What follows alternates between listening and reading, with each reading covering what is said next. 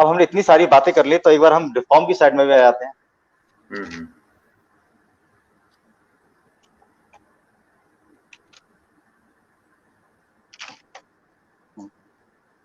अब देखिए, कानूनों में, खासतौर पर लेबर कानूनों में, रिफॉर्म जो है दो नजरिए से होता है। ये देखने वाले की नजर पर डिपेंड करता है। अगर आप कैपिटल की साइड से देख रहे हैं तो आप कहेंगे कि लेबर कानून को हटा दो। अगर आप लेबर की नजर से देख रहे हैं तो आप कहेंगे कि और लेबर ले आओ और उसको सख्त बनाया जाए।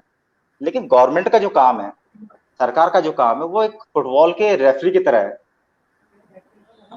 कि गवर्नमेंट खड़े होकर देखेगी कि कौन कैसा खेल रहा है, और जो फाउल प्ले करेगा, जो गलत प्ले करेगा, उसे निकाल के बाहर कर देगी या उसको पेनलाइज कर देगी। ये गवर्नमेंट का काम, एक बैलेंस लाना। अब देखिए, लेबर और कैपिटल के बीच में हमेशा एक बहुत ही तगड़ा डिससेट रहा है आपस में, बहुत झगड़े रहे आपस में। उसकी वजह भी है, और दोनों तरफ से वजह है उसकी। अगर कैपिटल की बात करता हूं तो उनकी अपनी वजह है, क्योंकि अगर एक लेबर कैपिटल पर ट्रस्ट क्यों नहीं करता है, उसकी वजह है। उसकी वजह मैं आपको बताऊं कि आजादी के बाद इंदिरा गांधी जी को बैंक को नेशनलाइज करना पड़ा इंडिया के अंदर। क्यों किया बैंक को नेशनलाइज? क्योंकि हुआ क्या कि जो प्राइवेट बैंकर्स थे, अगर उनको कोई लोन नहीं चुका पाता था, वो तो उसके घर से उठा लाते थे, उसकी जमीन हड़प लिया करते थे, उससे मारा पीटी करते थे। और अगर जिसने लोन लिया उसकी डेथ हो गई तो बच्चों से वसूलते थे पैसे को उसको। तो ये कैपिटल का गंदा चेहरा सामने देखा था, तो इंदिरा गांधी ने उसको नेशनलाइज किया। दूसरा, कोल माइंस को नेशनलाइज किया। क्यों किया? पहले तो कैपिटलिस्ट ही चला रहे थे, इसको नेशनलाइज क्यों किया? क्योंकि कोल्स माइंस में इतने ज्यादा हादसे होते थे, एक बार में 100 लोग दब के मर गए, कोई पूछने वाला नहीं, कोई पूछने वाला नहीं। और अगर एम्प्लॉयर से पूछा जाए कि भाई क्या हुआ, कुछ कॉम्पनसेशन दो, तो भी उसको कोई जवाब नहीं कि मैं क्यों जी कम्पनसेशन, ये तो गिर गई, छत गिर गई। मतलब बहुत ही मतलब कैजुअल से जवाब दे दिया और बच गया अपने। तो इसको भी नेशनलाइज किया गया। फिर ये कैपिटल का गंदा चेहरा बता रहा हूँ आपको कि लेबर क्यों भरोसा नहीं करता है। उसके बाद अगर हम देखें इंडिया के अंदर 1984 में भोपाल गैस कांड हुआ, आपने सुना होगा, ये बहुत फेमस कांड है। तो एक कंपनी थी जिसमें साइनाइड गैस लीक हो गई थी 1984 में। बहुत सारे लोग मरे, बहुत लोग मरे, लेकिन प्रैक्टिकली उस कंपनी का कुछ हुआ ही नहीं। जो उसके मालिक थे बच के भाग गए, कुछ हो नहीं पाया उसका। और जो लोगों ने वो चीज झेली, चाहे वो एम्प्लॉय हो वहां के, चाहे वहां के आसपास की जनता हो, आसपास के 10 किलोमीटर की जनता हो, जिसने चीज झेली, उनको आज तक न्याय नहीं मिला। तो ये गंदा चेहरा हमने देखा कैपिटल का। और लेबर की बात करते हैं तो भाई लेबर भी ज्यादा खुश ना हो जाए मेरी इस बातों को सुनकर, मैं कोई बता देता हूँ मैं कि भाई तुम्हारा इतिहास रहा है स्ट्राइक करने का। शुरुआत से कभी भी कुछ भी हो जाए स्ट्राइक, किसी को निकाल दिया तो स्ट्राइक। हरियाणा में कुछ साल पहले, आई थिंक 2005 की बात है, ये 2005 की बात है, इतना वायलेंट स्ट्राइक हुआ और संघर्ष हुआ जिसमें एक एचआर मैनेजर को जला के मार दिया आप लोगों ने। एक एचआर मैनेजर को उसे केबिन बंद करके जला के मार दिया। ये क्या जस्टिफाइड था? तो भरोसे की कभी दोनों तरफ से, दोनों एक दूसरे पर भरोसा नहीं करते, चाहे लेबर हो चाहे कैपिटल। उसकी वजह मैंने आपको बता दी है। तो अब जब मोदी गवर्नमेंट आई, हालांकि बहुत सारी गवर्नमेंट्स ने इस पे काम करने की कोशिश की, लेकिन जब मोदी गवर्नमेंट पिक्चर में आई, तो मोदी गवर्नमेंट ने जब उनका पहला पीरियड था, जिसे हम कहते हैं मोदी 1.0, उसमें इतना उनको नहीं मिला था मतदान, तो जिसमें वो लोग नहीं कर पाए चीजों को इतने अच्छे से। जब मोदी 2.0 आई, उसमें उन्होंने कहा भाई इस बार तो हम ये रिफॉर्म कर ही देंगे। और यकीन मानिए, इस रिफॉर्म में पूरा डेमोक्रेटिक तरीके से, बेस्ट ऑफ द बेस्ट तरीके से एक एक्सपर्ट कमेटी बनाई गई 2019 में। उससे कहा गया कि आप डिसाइड करो कि कौन कौन से कोड, कौन कौन से लॉ पुराने हो चुके हैं उनको खत्म करना है, कौन कौन से लॉ को मर्ज करके एक करना है। ये उन्होंने डिसाइड किया। उन्होंने रिपोर्ट सबमिट की, उसके बेसिस पर उन्होंने कहा कि 4 कोड बन सकते हैं। 44 सेंट्रल लॉ के 4 कोड बन सकते हैं। उसमें था आपका कोड ऑन वेजेस, जो कि अब पास हो चुका है। उसके रूल भी आ गए 2-3 दिन पहले, और वो पब्लिक ओपिनियन के लिए जा चुके हैं। पब्लिक देगी ओपिनियन के ऊपर, और फिर एम्प्लॉय भी ओपिनियन देंगे, ट्रेड यूनियन देंगे, और जो भी होगा, अगर सब कुछ सही रहा तो ये पास भी हो जाए। कोड ऑन इंडस्ट्रियल रिलेशन हुआ, occupational safety health and working condition पे कोड दिया और सोशल सिक्योरिटी के ऊपर एक सिंगल कोड, यानी कि 44 कानूनों को हटा करके सिर्फ 4 कोड। भाई कैपिटल की यही प्रॉब्लम थी ना कि बहुत सारे कानून है, हम फॉलो नहीं कर पा रहे हैं, तो लो जी हम कर दे रहे हैं। ये क्रॉस जो है, रेड क्रॉस, ये आपने क्रॉस और ग्रीन टिक, इसमें क्या डिफरेंस आ रहा है कि वो टिक वाला इन प्रोसेस है और क्रॉस का क्या मतलब है? देखिए टिक वाला जो है एक्चुअली पास हो चुका है, पब्लिक ओपिनियन के लिए जा चुका है वो। बाकी जो जी तीन ठीक है है। कहीं ना कहीं किसी ना किसी लेवल पर है वो, अच्छा, जो उस पे डिबेट के काम लिए हो पड़ा रहा हुआ है। हाँ उसमें काम हो रहा है। वो कोविड की है। वजह से काम रुक गया, वरना ये हो चुका होता अभी तक। जो गवर्नमेंट का इंटेंट था बहुत ही क्लियर था, इनको कर देना और था अभी तक। इन चारों सेगमेंट के अंदर टारगेट जो है वो ये 44 लॉज हैं, इनका या बेसिकली कन्वर्जन होने जा रहा है 4 में। बिल्कुल बिल्कुल हम्म। बिल्कुल। Next slide. हमारे भी थोड़ा सा इसमें मैं ऐड कर देता हूँ, यहाँ जी जी एक जी बिल्कुल एक्टिविटी बिल्कुल। कुछ साल पहले हुई थी और 6 लॉज में कन्वर्जन प्रपोज किया गया था। उसके ऊपर जो है ड्राफ्ट बिल जो है वो भी बन गए। तो बात वहीं पे आ जाती, जैसे आपने बात की कि मूडी 1.0 में मैंडेट का प्रॉब्लम था उनके पास। बिल्कुल तो अभी 2.0 में वो एक्सपेक्ट कर रहे हैं कि अभी मैंडेट हमारे पास है तो हम डिलीवर कर कर सकेंगे। लें तो कर हमारे यहाँ लें। भी जो इनिशिएटिव लिए गए तो कोलेशन गवर्नमेंट की वजह से वो चीजें थ्रू नहीं हो सकी थी। तो लेट्स सी कभी विद फुल मैंडेट जो भी गवर्नमेंट आए तो उसमें हम लोग भी इसको एक्सपेक्ट कर रहे हैं कि काम जो है वो ऑलमोस्ट प्रिपेयर्ड है। बस वो एक स्ट्रॉन्ग गवर्नमेंट की सूरत में जिसके पास फुल मैंडेट हो तो वो लेजिस्लेशन नेचुरली उसके लिए आसान होती है जी। बिल्कुल तो बिल्कुल सही बात है। जी नेक्स्ट में चलते हैं। तो इस स्लाइड के जरिए मैंने दिखाया है कि इन कोर्स में कौन कौन से लॉ है। तो इसमें जाऊंगा तो बहुत ज्यादा टाइम लग जाएगा, तो मैं एक मोटा मोटा ओवरव्यू दे ठीक देता हूँ है, आपको, आपने कोई है 4 ना। के अंदर क्या क्या कवरेज आ रही है उसको हाँ क्या कवर कवरेज कर। आ रही है वो मैंने यहाँ पे कवर किया है उसको। और जैसे आप कोड ऑफ वेजेस की बात करते हैं तो इसमें 4 लेवल लॉ को मर्ज कर दिया गया, जिसमें आपका पेमेंट ऑफ वेजेस से रिलेटेड था, मिनिमम वेजेस था, आपका पेमेंट ऑफ बोनस एक्ट था, इक्वल रिम्यूनरेशन एक्ट थी आपकी। इसको इसमें मर्ज कर दिया गया है। अब एक कोड बन गया, एक रूल होगा, सारी डेफिनेशन से एक होंगी, तो फॉलो करने में बहुत आसानी होगी। और जो एम्प्लॉयर का जो कंस्ट्रेंट था कि भाई बहुत सारी कंप्लायंस वो खत्म होगी। इसी तरीके से कोड ऑफ इंडस्ट्रियल रिलेशन था, उसमें 3 लॉ को एक कर दिया, ट्रेड यूनियन एक्ट को, इंडस्ट्रियल स्टैंडिंग ऑर्डर एक्ट को और इंडस्ट्रियल डिस्प्यूट एक्ट को, उनको एक कर दिया, क्योंकि एक ही नेचर के लगभग लगभग उनको मिलाकर के एक कर दिया कि भाई आप ये नहीं, आप एक में फॉलो करो। कोड ऑफ सोशल सिक्योरिटी पे करीब 8 लॉ को मर्ज कर दिया। इसी तरीके से जो बचे हुए थे आपका 13 कानून, उनको फैक्ट्री एक्ट को या माइंस एक्ट है, कॉन्ट्रैक्ट लेबर एक्ट, इनको मर्ज कर दिया एक में। और बाकी जो पुराने थे उनको ऑब्सोलेट कर दिया, हटा दो, क्योंकि जरूरत ही नहीं है अब ये कॉन्टेक्स्ट में, इंडिया के कॉन्टेक्स्ट में ये अब अप्लाई नहीं होते हैं, उनको हटा दो। बिल्कुल ठीक। तो नेक्स्ट स्लाइड। अब क्योंकि ये कोड अप्रूव हो चुका है तो मैं सोचा कि एक बार मैं इसमें बता दूं अपने इंडियन व्यूवर्स को कि इसमें मेजर चीजें क्या है, जो फीचर है वो क्या है। देखिए पहली चीज तो यह है कि जो पेमेंट ऑफ वेजेस में 24,000 की लिमिट थी, उसको हटा दिया, थ्रेश होल्ड को, कि अब हर एम्प्लॉय को एम्प्लॉय माना जाएगा पेमेंट ऑफ वेजेस के अंदर, सैलरी चाहे उसकी कितनी भी हो। पहले ऐसा नहीं था। दूसरा, बोनस एक्ट में सेंट्रल के पास में पावर थी बोनस की सीलिंग को अमेंड करने की, डिसाइड करने की, जिसको अप्रोप्रिएट गवर्नमेंट को दे दिया है। इसका मतलब ये हुआ कि जो स्टेट अथॉरिटी है वो भी अपने हिसाब से एक सीलिंग डिसाइड कर पाएंगी। तीसरा आपका ये बहुत ही, ये तीसरा जो पॉइंट है ये काफी पॉजिटिव पॉइंट है देखा जाए तो। एक रूढ़िवादी जो कहते हैं ना, एक कंजर्वेटिव सोच से बाहर निकल के सोचने वाली बात है। इसमें क्या था कि हमारे यहाँ कानून था कि अगर आपके 1000 लेबर काम करते हैं तो उसको आपको 10वें दिन सैलरी देनी होती है, तो उसको 7 दिन कर दिया, पहला। दूसरा, इंडिया के अंदर कोई ऐसा कानून नहीं था जो ये कहता हो कि अगर कोई एम्प्लॉय आपको छोड़ के चला गया है उसको कितने दिन में आपको पेमेंट करनी है। ऐसा कोई कानून नहीं था। अगर आपने निकाला है तो ऑब्वियसली आपको 2 दिन के अंदर करना पड़ेगा, लेकिन अपनी मर्जी से छोड़ के गया है तो उसको भी इसमें डाल दिया गया है कि अगर मर्जी से भी एम्प्लॉय छोड़ के गया है तो एक एम्प्लॉयर की जिम्मेदारी है कि विद इन 2 डेज वो पेमेंट करना पड़ेगी आपको उसकी सैलरी।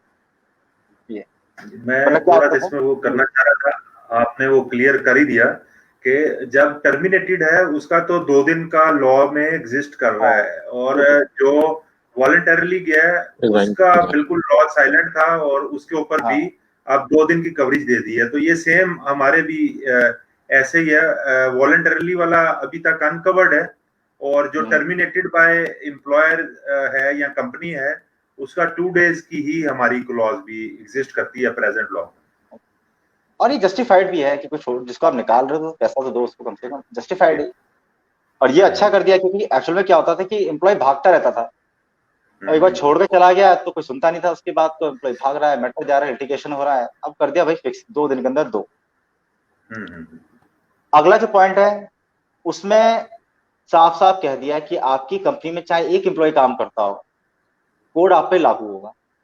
तो पहले था कि 10 एम्प्लॉय काम करते हो, मिनिमम 10 एम्प्लॉय हो, मिनिमम 20 एम्प्लॉय हो, ये था पहले। अब कर दिया कि भाई एक भी एम्प्लॉय काम करता हो तो लागू होगा, अप्लीकेबल होगा आपके ऊपर। सिर्फ और सिर्फ जो बोनस एक्ट है, जो बोनस की एप्लीकेबिलिटी है, उसको 20 एम्प्लॉय पे रखा गया है। क्योंकि बोनस जो है वो प्रॉफिट शेयरिंग है एक तरीके से। जो जो इंडिया में बोनस का कॉन्सेप्ट है वो प्रॉफिट शेयरिंग ही है कि अगर आप अपने एम्प्लॉय की मेहनत से प्रॉफिट कमा रहे हो तो आपका एक सामाजिक दायित्व बनता है, एक सोशल रिस्पॉन्सिबिलिटी बनती है कि उनको भी आप कुछ पैसा दो बेनिफिट में से। तो उसके चलते इसको 20 पे ही रखा गया है। नेक्स्ट है इसका, इस पॉइंट में क्या होता था कि एम्प्लॉय बहुत खेलते थे कानून के साथ में। तो ये गवर्नमेंट ने पकड़ लिया, जो एक्सपर्ट कमेटी थी उसने कहा कि आ जाओ आपको भी पकड़ते हैं, बताते हैं। इसमें क्या होता था कि एम्प्लॉयर क्या करते थे, सैलरी ब्रेकअप बनाते थे बड़े बड़े फैंसी टाइप के। बेसिक सैलरी कुछ रख दी, फिर कुछ स्पेशल अलाउंसेस कर दिए, कुछ कोई अलाउंसेस कर दिया। तो होता क्या था अल्टीमेटली कि बेसिक सैलरी आ रही 20%, और बाकी सारे अलाउंसेस हैं 80%, जो जस्टिफाइड तो है ही नहीं। और उसमें क्या होता है, क्योंकि एक्चुअल में ज्यादातर जो लॉ है वो बेसिक सैलरी की बात करते हैं। जो भी एम्प्लॉय को सेटलमेंट देना है या फिर बोनस पे करना है, वो ज्यादातर फोकस है बेसिक सैलरी की तरफ। प्रोविडेंट फंड का कंट्रीब्यूशन जाना है, वो बेसिक के बेसिस पे जाता है। तो एम्प्लॉय खेलते थे इस चीज के, लॉ में तो ये चीजें थी नहीं। अब कह दिया है कि कोई भी स्पेशल अलाउंसेस जो 50% के एक्सेस में होगा वो आपको वेजेस का पार्ट माना जाएगा। यानी कि आप बच नहीं सकते, आप 50% से ऊपर जैसे ही जाओगे स्पेशल अलाउंसेस में, गवर्नमेंट कहेगी भाई ये पार्ट जो है ये आपका वेजेस का पार्ट है। अगर आपको एम्प्लॉय को कोई बेनिफिट देना है तो इसको भी वेज कंसिडर करना पड़ेगा। अगले हम जो तो बात कर रहे थे जी इसमें थोड़ा काइंडली और क्लियर कीजिएगा, जो 50% लेस है फॉर एग्जांपल, उसको एम्प्लॉयर को क्या बेनिफिट था? क्या वो टैक्स टैक्स इनकम टैक्स की कैलकुलेशन में कुछ बेनिफिट आ रहा था उसको, या नहीं नहीं नहीं कुछ नहीं। डिफरेंट कंट्रीब्यूशन देने में आ रहा था, या ओवर टाइम वगैरह की कैलकुलेशन में आ रहा था फायदा? कहाँ पे वो देखिए बेनिफिट कहाँ लेते हैं मिनिमम बेसिक डिटरमिन करके? देखिए सबसे बड़ी बात तो है कि जो इंडिया के अंदर ग्रेजुएटी कैलकुलेट होती है वो होती है बेसिक सैलरी के ऊपर। हम्म। तो अब बेसिक सैलरी इतना कम कर रखी है तो किसी एम्प्लॉय को 5 साल के ग्रेजुएटी जो मिलेगी वो भी कम मिलेगी, क्योंकि सैलरी तो उसकी बहुत ज्यादा थी। तो हम्म। एम्प्लॉय का जो सोशल सिक्योरिटी या ओल्ड एज बेनिफिट्स हैं वो मारे जा रहे थे। हम्म। हम्म। तो ये ऐसे ही कुछ इश्यू थे जिसकी वजह से इसको 50% का इशू कर दिया गया यहाँ पे, 50% ही तक मानेंगे हम इसको। और हमारे यहाँ प्रोविडेंट फंड एक्ट है, उसमें तो उन्होंने पहले से ही कर लिया इस चीज को। हमारे यहाँ प्रोविडेंट फंड एक्ट में जो सीलिंग है वेजेस की वो है 15,000 रुपीज। 15,000 रुपए तक अगर आपका सैलरी है तो एम्प्लॉयर की रिस्पॉन्सिबिलिटी बनती है आपका प्रोविडेंट फंड काटना, आपसे आपका कंट्रीब्यूशन लेना, अपना कंट्रीब्यूशन जमा करना, उसकी रिस्पॉन्सिबिलिटी बनती है, लीगल रिस्पॉन्सिबिलिटी। और बाकी अगर एम्प्लॉय चाहे तो ज्यादा सैलरी भी है तो अपनी विश पे वो कंट्रीब्यूट कर सकता है, वो एक कर अलग चीज है। सकते हैं। हाँ, तो पीएफ ने बड़ा क्लियर कर दिया है कि ग्रॉस सैलरी भी अगर 15,000 होगी तो पूरा मान के चलेंगे, या फिर स्टेट का मिनिमम वेजेस। पहले लोग क्या कर बिल्कुल। रहे थे कि बेसिक सैलरी रख दी 3,000 रुपए, बाकी कर दिया 10,000 रुपए। तो और जो पीएफ का प्रोविडेंट फंड का कंट्रीब्यूशन जाएगा वो तो बेसिक पे जाएगा, जो कि हमारे 12% जाता है। तो कितना इतना सा अमाउंट होगा, छोटा सा अमाउंट होगा, एम्प्लॉय को बेनिफिट नहीं मिल रहा। इसी चीज के लिए सबको किया गया कि भाई ये ऐसे लॉ के पैच निकाल के लोग बच ना पाए, कैपिटल बच ना पाए। बिल्कुल। अच्छा, इसमें एक और क्लियर कीजिएगा, ग्रेजुटी और प्रोविडेंट फंड ये दोनों मैंडेटरी हैं या एक ऑप्शनल है, कोई एक कर लेने में से? नहीं नहीं नहीं नहीं, हमारे यहाँ दोनों ही मैंडेटरी हैं। दोनों हम्म। एक्ट एकदम दूसरे से अलग है, और दोनों ही मैंडेटरी है अच्छा, हमारे यहाँ पे। हाँ, हमारे अगर इधर आप है पास, कि डिस्क्रिशन है कि दोनों में से एक स्कीम ऑप्ट करनी है एम्प्लॉयर ने। हमारे यहाँ ये पे दोनों ही डिफरेंस है। मैंडेटरी हैं, हम्म, और दोनों ही के केस में तरीके अलग हैं दोनों के, हम्म, फंड्स अलग हैं दोनों के, बट दोनों एक्ट अलग है। ग्रेचुटी हमारे यहाँ 5 साल में मिलती है। आपके यहाँ पर हम्म। क्या है ग्रेचुटी का? हमारे पहले साल पे ही मिलना शुरू हो जाती है, एक बारह। साल सर्विस में ग्रेजुटी है। लेकिन बात वही है, ग्रेजुटी लेनी है तो प्रोविडेंट फंड नहीं मिलेगा, प्रोविडेंट फंड लेना तो ग्रेजुटी नहीं मिलेगी। हाँ, बहुत अच्छा एम्प्लॉयर है, वो दोनों चीजें भी दे सकता है, लेकिन कम से कम एक चीज देनी है, लॉ ने ये किया हुआ है। अच्छा, नहीं हमारे यहाँ पे इसका अपोजिट, हमारे यहाँ पीएफ भी करना पड़ेगा, ग्रेचुटी भी करनी पड़ेगी।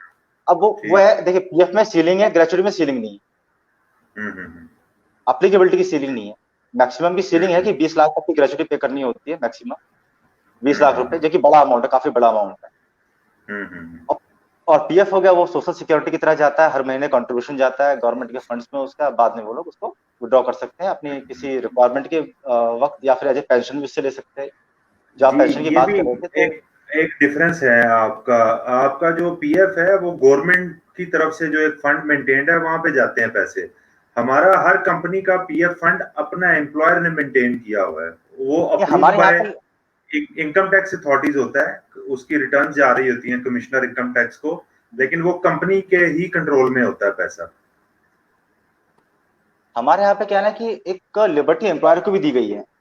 अगर हम्म। एम्प्लॉयर कैपेबल है खुद का हम्म। ट्रस्ट मेंटेन करने को, तो हम ट्रस्ट टर्म हम्म। यूज करते हैं उसका, अगर खुद का हम्म। ट्रस्ट मेंटेन करने को सक्षम है, कैपेबल है, तो हम्म। सर्टेन कंडीशंस पे उसको एग्जम्पशन मिल जाती है, वो गवर्नमेंट की जगह पर अपना खुद हम्म। का ट्रस्ट बनाकर उसमें जमा कर सकता है। बट कंडीशन पहली तो यही है कि जो बेनिफिट पीएफ डिपार्टमेंट दे रहा है, गवर्नमेंट पीएफ हम्म। डिपार्टमेंट जो दे रहा है, उससे ज्यादा बेनिफिट देना पड़ेगा हाँ हाँ हाँ। In terms of rate of interest. Hmm. वो आप ज्यादा दोगे तो आप कर लो, उससे कम नहीं कर, गवर्नमेंट सही। वाले रेट से आप कम नहीं कर सकते हो। तो वो चीज है। ठीक ठीक। हम्म। अगला पॉइंट जो अपना था, जो हम लोग आप डिस्कस कर रहे थे कुछ देर पहले कि वर्कर एंड एम्प्लॉय का कॉन्सेप्ट, तो वो इसमें आ गया है, वो इस जी। कोड में वो डाल दिया है इन्होंने।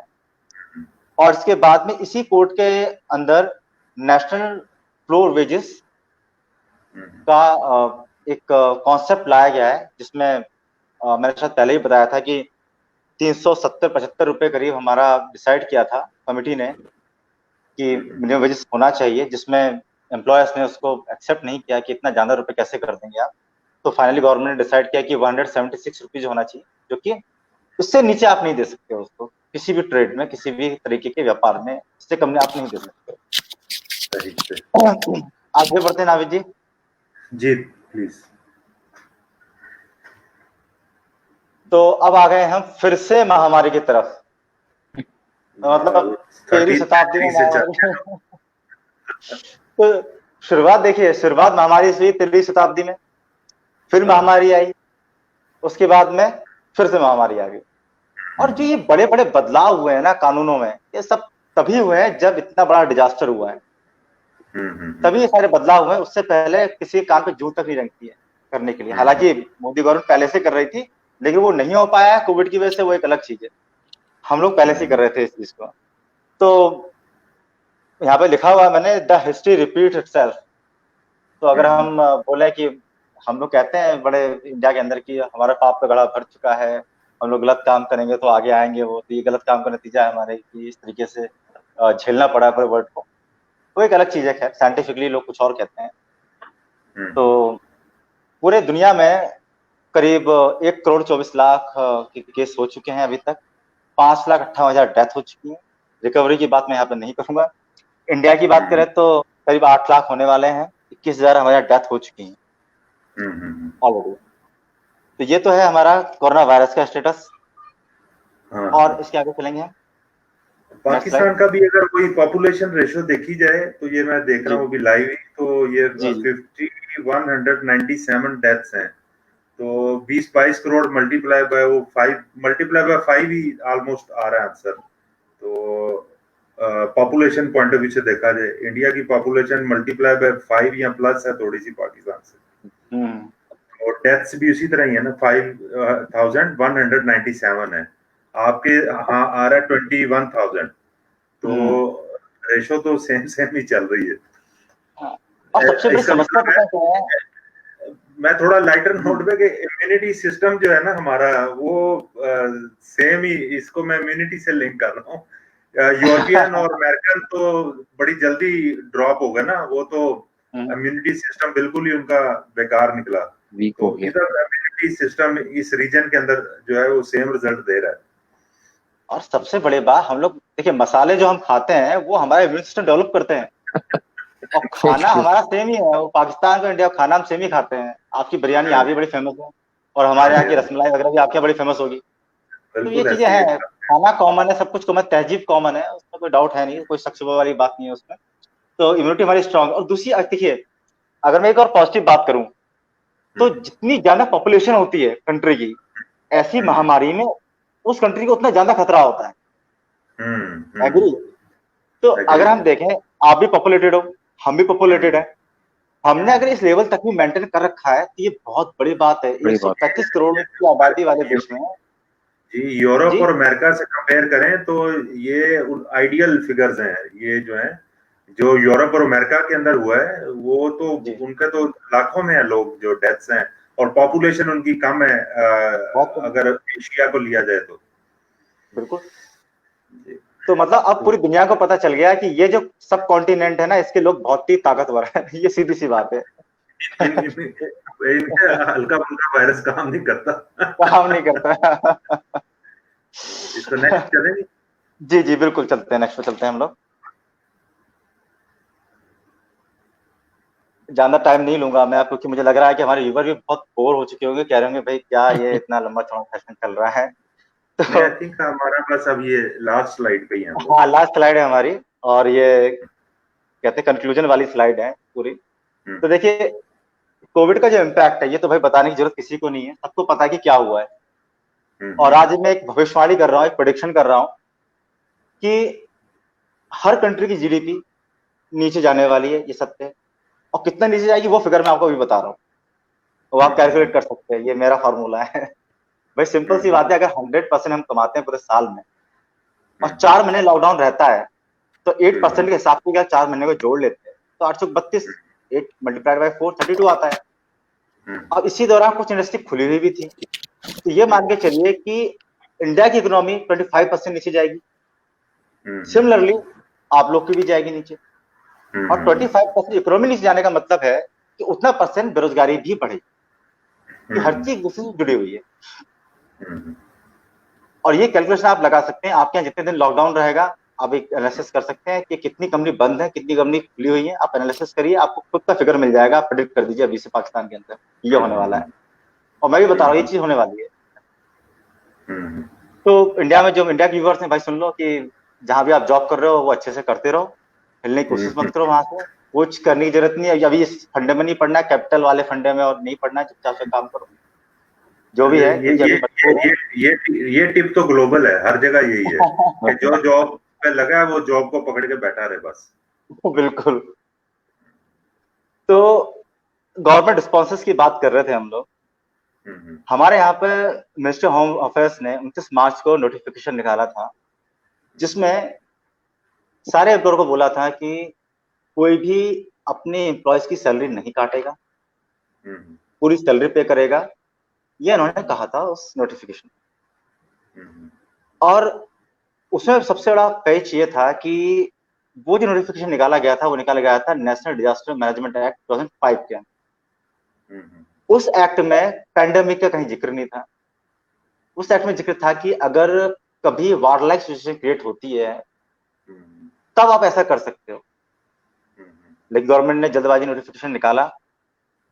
नियत अच्छी थी, नियत बहुत अच्छी थी गवर्नमेंट की कि भाई किसी की सैलरी ना कटे, बहुत अच्छी नियत के साथ ये काम किया। और जब ये एम्प्लॉयर्स को पता चला तो भाई एम्प्लॉयर के दुकान खड़े हो गए, उनकी खुद की अपनी एसोसिएशन थी एम्प्लॉयर्स की, बोली भी ऐसा कैसे कर दें, हमारी तो कंपनियां बंद चल रही हैं, हम किस तरीके से मतलब सैलरी दे देंगे जब हमारी कंपनी बंद है।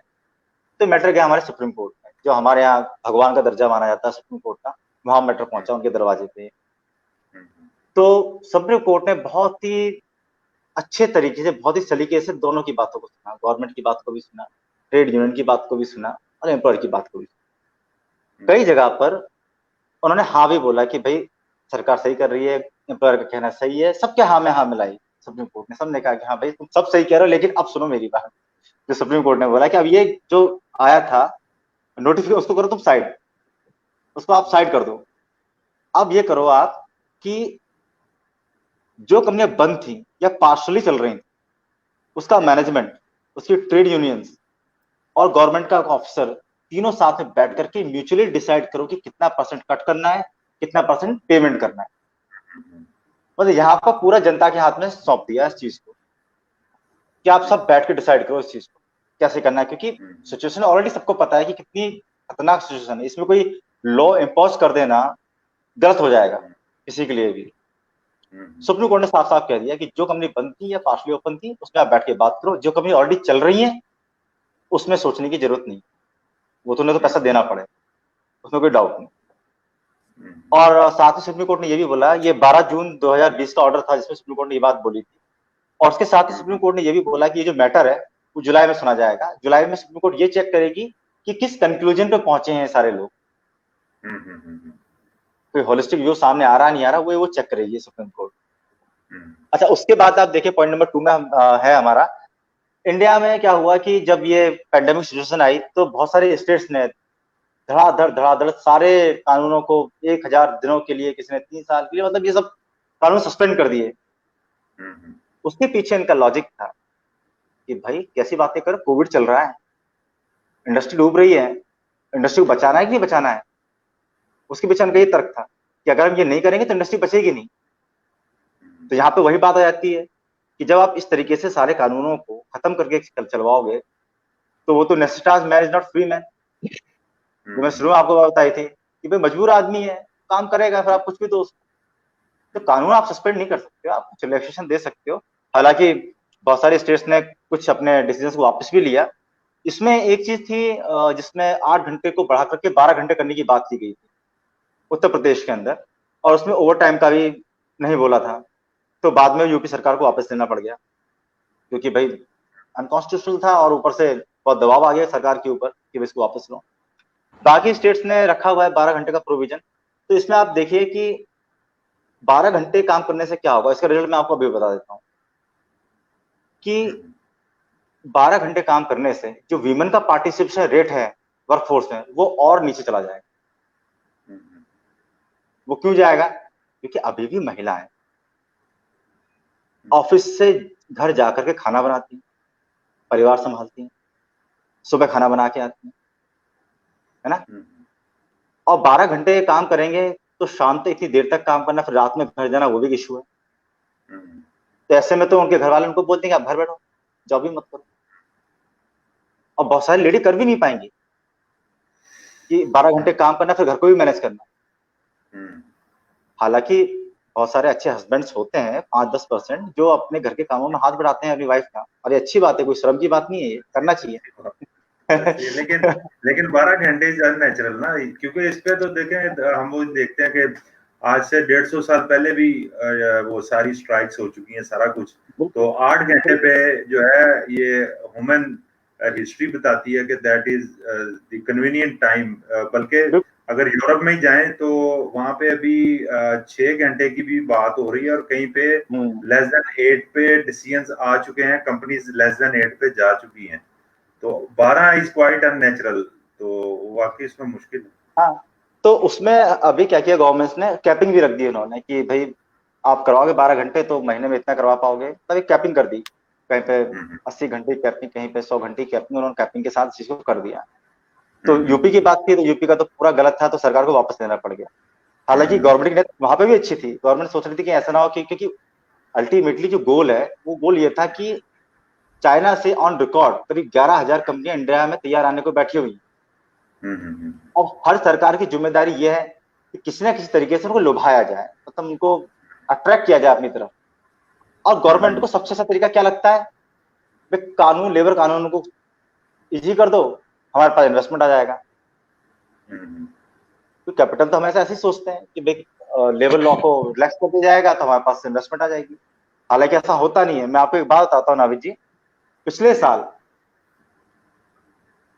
1.4 लाख करोड़ रुपए, ये कितनी बड़ी रकम है आप समझ सकते हैं, है ना। इतनी जी बड़ी रकम को सरकार ने as a corporate tax relief दिया था डायरेक्टली कॉर्पोरेट्स को, इस उम्मीद में कि कुछ इन्वेस्टमेंट बढ़ेगा, ये लोग बिजनेस अपना बढ़ाएंगे, लेकिन ऐसा हुआ नहीं, कुछ बिजनेस बढ़ा नहीं, उन्होंने पैसा अपने पास ही रख लिया। फिर वो ब्लेम करते हैं लेबर लॉस को, जो कि नहीं होना चाहिए। और इसी तरीके से गवर्नमेंट ने कुछ अच्छे कदम भी उठाए, जिसमें उन्होंने लाइसेंसेस, रजिस्ट्रेशन सर्टिफिकेट्स और स्टेशन ड्यूज की जो टाइमलाइंस होती है उनको बढ़ा दिया। और कई जगह पर जो गवर्नमेंट के जो सोशल सिक्योरिटी फंड के कंट्रीब्यूशन थे वो गवर्नमेंट खुद दे रही है, एम्प्लॉय के भी एम्प्लॉयर के भी, यानी कि एडिशनल कॉस्ट बचाई जाए, अपनी तरफ से पैसा पे कर रही है कि एम्प्लॉयर को पैसा बचे, एम्प्लॉय को पैसा बचे।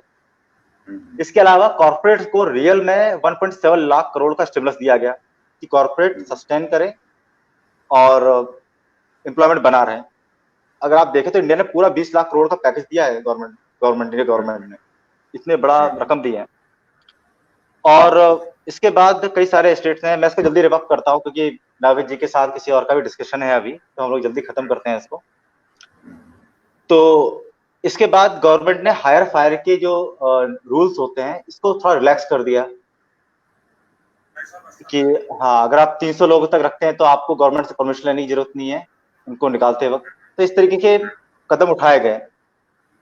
और ओवरऑल जो मोदी गवर्नमेंट है या फिर हमारी इंडियन गवर्नमेंट कह लो, उन सबका एक ही मोटिव है कि किसी ना किसी तरीके से इकोनॉमी को बेस्ट बनाया जाए और सब साथ में मिलकर काम करें। कोई भी डिसीजन हो सब साथ में मिलकर लें, ट्री पार्टी डिसीजन होना चाहिए, कोई डिसीजन एक सिंगल बंदा ना ले। और खैर अभी पीपीटी तो खत्म हो चुकी है, बाकी ऐसा कुछ है नहीं ज्यादा कहने के लिए। वैसे मुद्दा तो इतना बड़ा है कि हम इस पे चाहे तो 2 दिन 3 दिन तक बात कर तो सकते हैं। अभी इस पे जितनी भी डिबेट करें और इतने क्वेश्चन समझे कि बोर्ड पे गए हैं कि उनको अगर करना शुरू करें टाइम नहीं है, तो टाइम नहीं है।